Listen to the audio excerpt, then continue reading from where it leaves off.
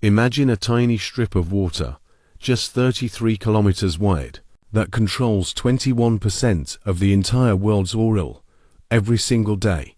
If this narrow passage ever closes, gas prices would skyrocket, cities could lose power, and the global economy would shake. But here's what almost nobody talks about. This same dangerous choke point hides one of the planet's most breathtaking natural wonders: red beaches, rainbow valleys, 6-kilometer-long salt caves, and ancient forts that look like they belong in a movie. Today, we're diving into the Strait of Hormuz, the place where global power and hidden beauty collide. Which story will define its future? All right, so today we're going to take a trip, a kind of real-world geography lesson, to a place that, believe it or not, holds the entire global economy in its grip.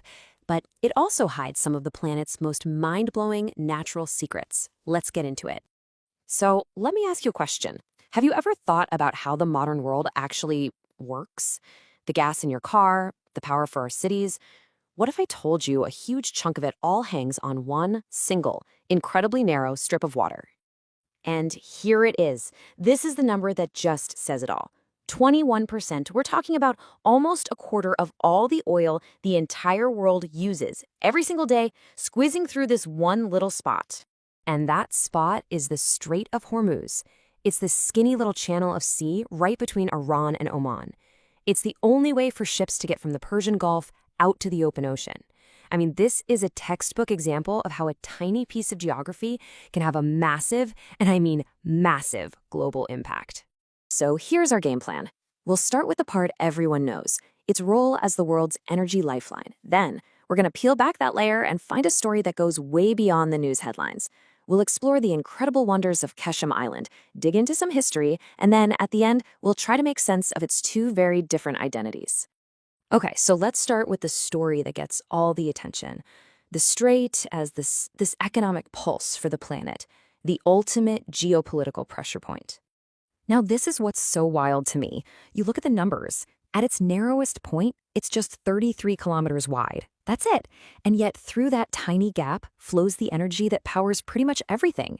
It's like the world's entire energy bank account is being funneled through a single door. And that's the key, right?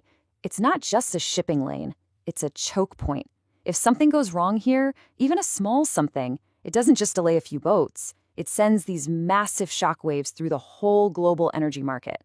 It can affect your wallet thousands of miles away.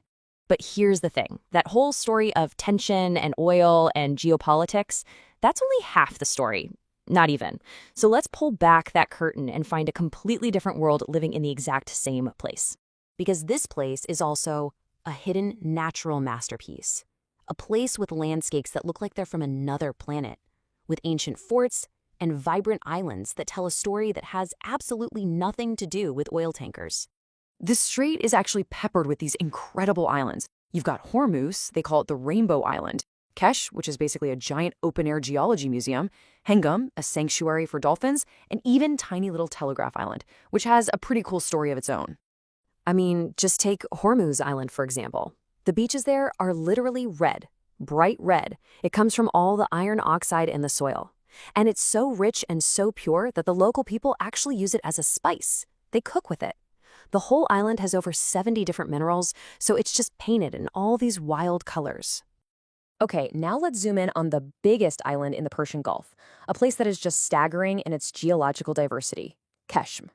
Seriously, Keshem is like a theme park for geologists. You've got the Valley of Statues, where the wind has carved the rocks into these strange, mythical figures. There's a silver beach, where the sand literally glitters. You've got a rainbow valley with these vibrant, colorful soils. And then there's the Stars Valley. It's super eerie. The wind whistles through these rock pillars, and it makes these spooky, otherworldly sounds. And then there's this, the Namaqdan Salt Cave. It's the longest salt cave on the planet, stretching for over 6 kilometers. They say when you go inside, the silence is just absolute. And the air is so clean and pure from the salt that it's actually good for you. It really is like stepping onto another world. But this place isn't just about what nature created. I mean, the geology is the canvas, right? But it's a canvas that's been painted on by thousands of years of human history. Look at this. This is incredible.